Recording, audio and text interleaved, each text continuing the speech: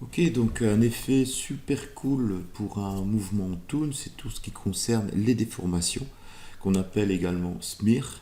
Donc le smear, vous pouvez le faire en déformant directement le maillage sur les points vertex ou sur les quadrangles via le sketch ou en allant chercher directement donc la sélection sur les points vertex ou pourquoi pas avec un FFFD.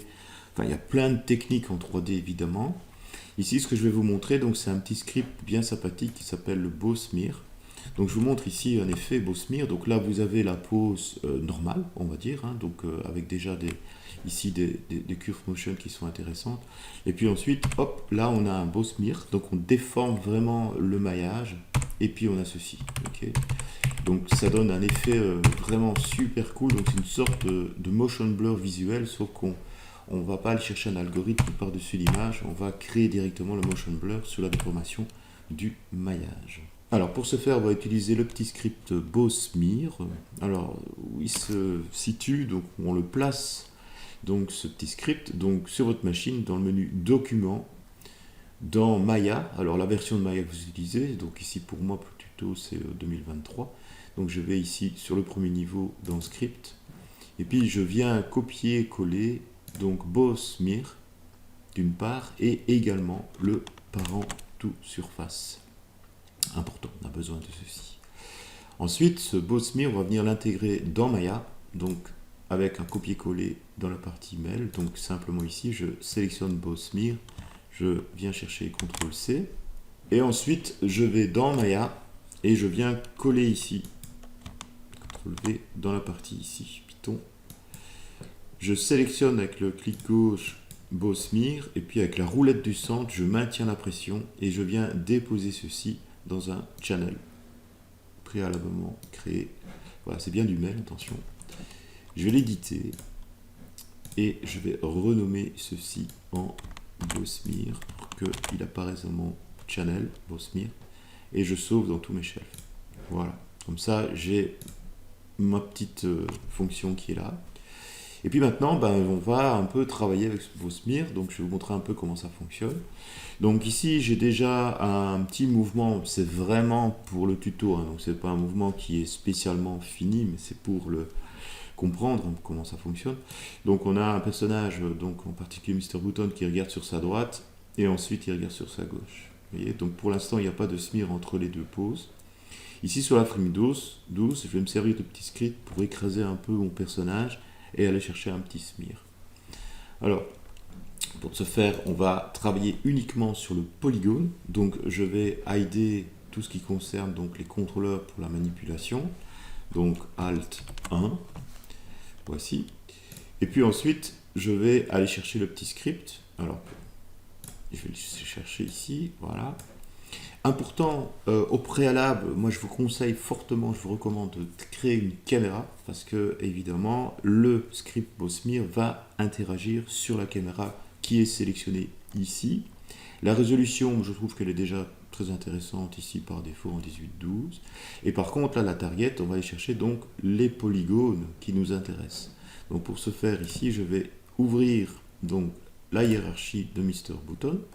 Donc je vais sélectionner ceci, donc ça c'est la première partie au niveau des polys, donc je sélectionne tout, ça je suis tranquille, et je vais aller un tout petit peu plus bas, et je vais ouvrir également la hiérarchie pour aller chercher donc les yeux, parce qu'il y a une déformation également sur les yeux. Donc ce qu'il faut comprendre ici, c'est que je sélectionne uniquement les polygones sur lesquels il va y avoir une déformation smear.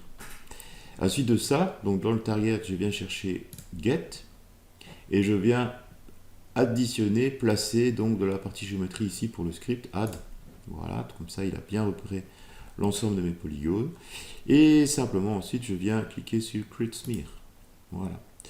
Donc qu'est-ce qui se passe pour l'instant? On a une sorte de fog qui vient se placer par-dessus donc le personnage. C'est pour m'indiquer évidemment donc ce script. Mais on n'a pas de possibilité pour l'instant de faire de manipulation parce qu'on n'a pas de points vertex qui apparaissent par-dessus. Donc c'est une grille points vertex qui apparaissent par-dessus le personnage. Donc simplement ici, clic droit et je viens chercher vertex. Voilà. Donc là j'ai ma grille qui apparaît, super. Alors je vais mettre ça ici. Alors comment ça fonctionne? Donc vous voyez, vous avez des points vertex Et au fait, on va simplement sélectionner certains points vertex pour faire une déformation sur le maillage. Donc c'est très intuitif.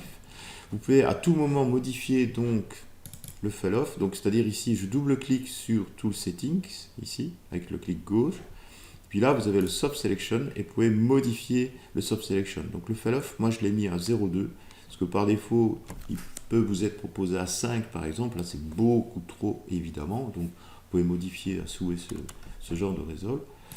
Et puis ici, bah, simplement, bon, on va commencer, hein, donc c'est vraiment pour l'exemple. Donc imaginons que sur la frame 12, c'est important, je fasse une petite déformation comme ça de mon personnage. Je vais prendre le dessus maintenant. Voilà, imaginons. Hein. Pouf. Je vais reprendre un tout petit peu plus de points pour aller chercher un peu de truffe. Voilà. Puis je vais prendre la partie de gauche.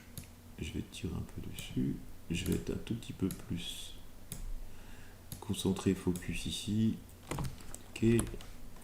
Alors on peut pitcher, hein. Donc là c'est la touche Scale avec la touche E.